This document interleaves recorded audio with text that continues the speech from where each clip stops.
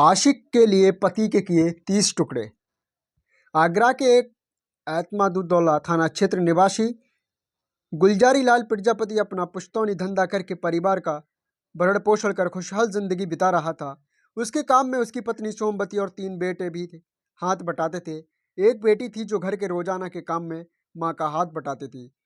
गुलजारी लाल के बेटे जवान हो गए तो पुश्तौनी धंधा छोड़कर वे दूसरे काम में करने लगे थे। फिर गुलजारी लाल ने कांच का सामान बनाने की एक फैक्ट्री में नौकरी कर ली। बच्चे जवान थे तो उनकी शादी के लिए रिश्ते भी आने लगे। मंझले बेटे विनोद की शादी फिरोजाबाद जिले के गांव मोहम्मदाबाद निवासी महेश की भतीजी अनीता से कर दी।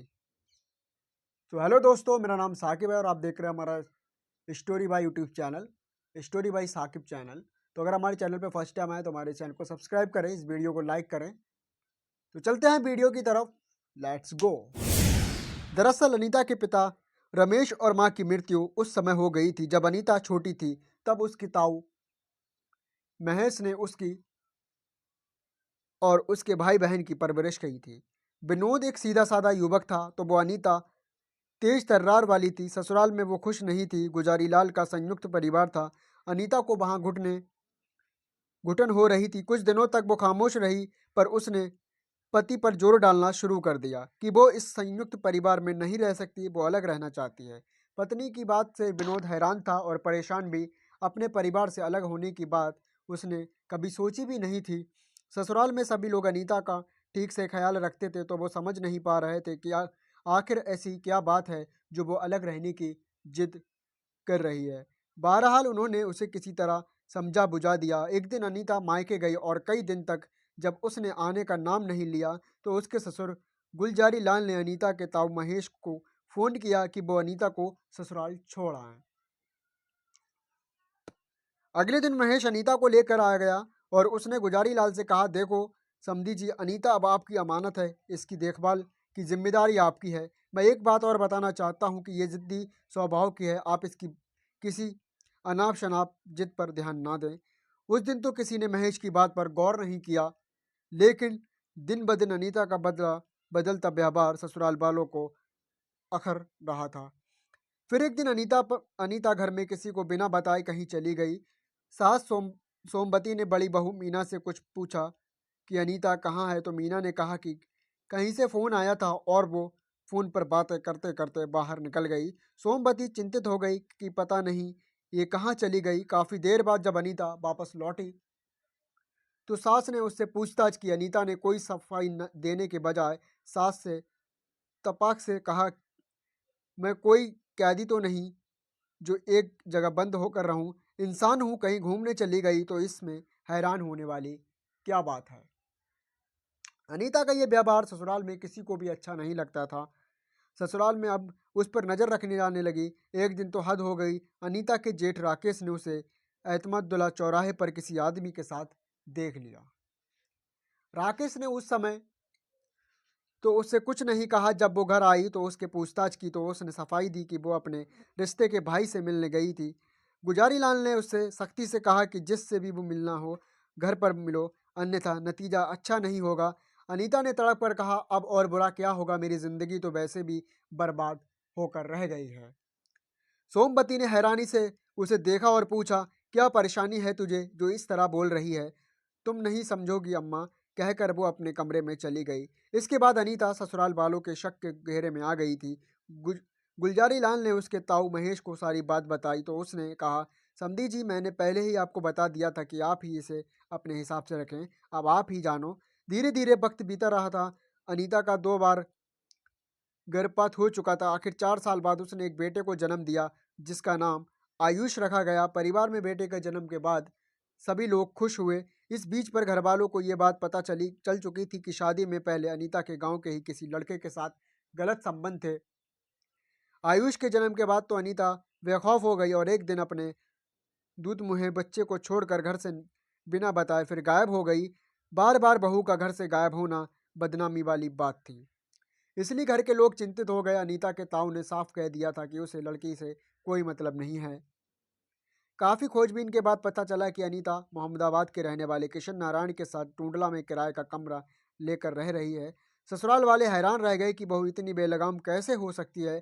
आखिर ससुराल वाले उसके पास गए और उसे समझा बुझा कर वापस ले आए। घर पहुंचने पर पति विनोद ने अनीता की खूब पिटाई की, तो आखिर अनीता ने भी मुंह खोल दिया कि वो अपने प्रेमी के बिना नहीं रह सकती।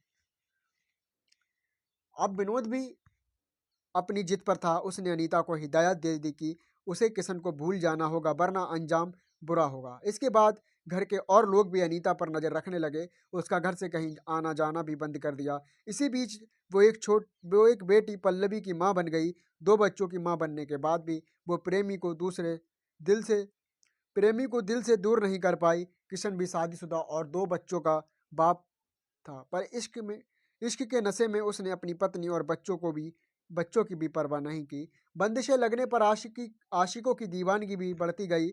दोनों ही परेशान थे। इश्क के लिए वे किसी भी हद तक जाने के लिए तैयार थे। फिर योजना अनुसार किशन ने विनोद से दोस्ती कर ली। उसने विनोद से भी ये बात कही कि कुछ जो कुछ हुआ वो उसे भूल जाए, और अब वो वादा करता है कि आगे से अनीता से कोई संबंध नहीं रखेगा। विनोद ने किशन की बात पर विश्वास कर लिया। अपना विश्वास बढ़ाने के लिए किशन विनोद को खाना खिलाने ढाबे पर ले जाता और दारू भी पिलाता। ससुराल वालों के प्रति ससुराल वालों के प्रति अनीता का जो अड़ियल रवैया था वो उसने बदल दिया। वो सभी से प्यार से पेश आने लगी। इससे ससुराल वाले समझने लगे कि वो आप सुधर गई है, लेकिन वो ये नहीं समझ पाए कि अनीता और उसके प्रेमी किशन ने इसके पीछे क्या योजना बना रखी है। विनोद जिस फैक्ट्री में काम करता था उसमें कांच के गिफ्ट आइटम बनते थे। एक दिन किशन ने उससे कहा कि उसकी मार्बल फैक्ट्री में अच्छी जान पहचान है, वो वहाँ उसकी नौकरी लगवा सकता है। वहाँ उसे अच्छी सैलरी के अलावा कई तरह की सुविधाएं भी मिलेंगी। विनोद ने किशन की बात मानकर तुरंत हाँ कर दी। तब किशन ने कहा कि वो किसी दिन उसके साथ चला जाएगा, और यदि सब कुछ ठीक रहा तो मार्बल फैक्ट्री में उसकी नौकरी लग जाएगी। विनोद सीधा साधा आदमी था और अपनी दुनिया में ही खुश था, जबकि किशन बिजली मिस्त्री था और बहुत तेज तर्रार का था। कोई नहीं जानता था कि किशन के मन में क्या चल रहा है, लेकिन प्रेमिका को पाने के लिए वो भयानक षड्यंत्र रच रहा था। अपने मकसद को पूरा करने के लिए एक दिन किशन ने अपने चचेरे भाई सुनील से बात की और कहा कि वो अपने प्यार को किसी भी कीमत पर पाना चाहता है, चाहे इसके लिए उसे किसी की जान क्यों न लेनी पड़ जाए। इस काम को उसे उसकी मदद करने की ज़रूरत है। सुनील किशन का चचेरा भाई ही नहीं, लंगोटिया दोस्त भी था। वो टेम्पो चलाता था। किशन की सहायता करने के लिए वो उसके गुनाह में शामिल होने को तैयार हो गया। इसके बाद किशन ने अनीता और सुनील के साथ एक षड्यंत्र रचा। 27 सितंबर 2017 की शाम को विनोद के मोबाइल पर एक फ़ोन आता है। फ़ोन करने वाले ने अपना नाम सुनील को बताते हुए कहा, मैं किशन का दोस्त बोल रहा हूँ। किशन ने तुम्हारी नौकरी के लिए मुझसे बात की थी। अब हम और किशन रामबाग चौराहे पर खड़े तुम्हारा इंतज़ार कर रहे हैं। तुम यहीं पर आ जाओ, जिससे नौकरी के बारे में बात की जा सके। नौकरी की बात सुनते ही विनोद खुश हो गया और घर में किसी को बिना कुछ बताए रामबाग चौराहे पर पहुंच गया। वहां पर किशन एक टेम्पो में बैठा मिला। उसके साथ एक और लड़का था। विनोद उस लड़के को नहीं जानता था। किशन ने उसका परिचय अपने चचेरे भाई सुनील के रूप में दिया। किशन ने विनोद को भी टेम्पो में बिठा लिया। अनीता कुछ दिन पहले से अपने मायके में भी थी, लेकिन थोड़ी देर में वो भी वहां आ गई। पत्नी को वहां देखकर विनोद हैरान रह गया। इससे पहले कि विनोद पत्नी से कुछ पूछता, किशन बोला, दरअसल अनीता तुम्हारे पास ही आने वाली थी। मैंने सोचा कि तुम्हारे काम की बात करने के बाद ये यहीं से तुम्हारे साथ ही चली जाएगी। वे सब कुछ देर तक इधर उधर की बातें करते रहे। तभी किशन ने विनोद से कहा कि फैक्ट्री मालिक ने मिलने के लिए आज शाम 8 बजे का समय दिया है। अभी तो शाम के 6 बज रहे हैं। चलो, अगर तब तक हम लोग खाना खा लेते हैं। आने वाली आफत से बेखबर विनोद उसके साथ खाना खाने के लिए एक ढाबे पर चला गया। वहाँ सभी ने खाना खाया। खाना खाने के बाद किशन ने दारू मंगवाई और उसने विनोद के गिलास में चुपके से नींद की 2 गोलियां डाल दी। दारू पीते ही विनोद का नशा चढ़ने लगा। उसकी नींद उस चढ़ने लगा, साथ ही उसे नींद भी आने लगी। तब तीनों उसे टेम्पो में ले गए। फिर ढाबे से वे टेम्पो को एक सुनसान जगह पर ले आए। वहीं पर अनीता और किशन ने विनोद का गला दबाकर मार डाला। उसकी मौत के बाद उन्होंने राहत की सांस ली। इधर रात को विनोद घर नहीं पहुंचा तो घर वाले चिंतित हो गए। फोन करने पर अनीता के ताऊ ने बताया कि अनीता तो कई दिन पहले ही यहाँ से अपनी ससुराल चली गई थी। ये सुनकर परिजनों का माथा ठनका और देर रात में वे थाना एतमादुल्ला पहुंचे। जहां उन्होंने विनोद की गुमशुदगी लिखाते हुए शक किशन और अनीता पर बताया। थाना प्रभारी ने उन्हें भरोसा दिया कि वो जल्द ही विनोद का पता लगाने की कोशिश करेंगे। तो दोस्तों जानते हैं आगे की कहानी में क्या हुआ। तो मिलते हैं कल की वीडियो में, जो नेक्स्ट पार्ट हमारा आएगा पार्ट 2, उसमें जानिए कि इस वीडियो के आगे क्या होता है। तो मैं आपको बताना चाहूँगा दोस्तों, इस कहानी का पर्पस, इस वीडियो का पर्पस किसी की भावनाओं को ठेस पहुँचाना नहीं है, ना ही किसी को दुख पहुँचाना है। ये बस एक एजुकेशन पर्पस के लिए बनाई जाती है, एक मनोरंजन के लिए बनाई जाती है। तो अगर आप हमारे चैनल पे फर्स्ट टाइम आए हैं तो हमारे चैनल को सब्सक्राइब करें, इस वीडियो को लाइक करें और इस चैनल को सब्सक्राइब करके रखें, ताकि जैसे ही हमारा नेक्स्ट पार्ट आए उसका नोटिफिकेशन सबसे पहले आपके पास जाए। तो तब तक के लिए मिलते हैं नेक्स्ट वीडियो में। तो जय हिंद दोस्तों।